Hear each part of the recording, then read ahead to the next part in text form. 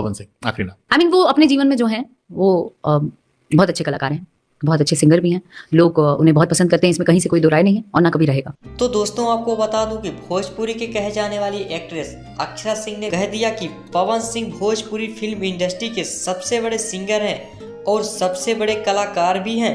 Bhojpuri industry में सबसे ज्यादा उन्हें ही पसंद किया जाता है। तो दोस्तों अक्षरा सिंह के मुंह से सुनकर ये बातें बहुत ही अच्छी लगी। तो दोस्तों आपको बता दें कि सुभाकर मिश्रा जो कि बहुत ही बड़े एंकर हैं, उन्होंने ही अक्षरा सिंह का इंटरव्यू लिए हैं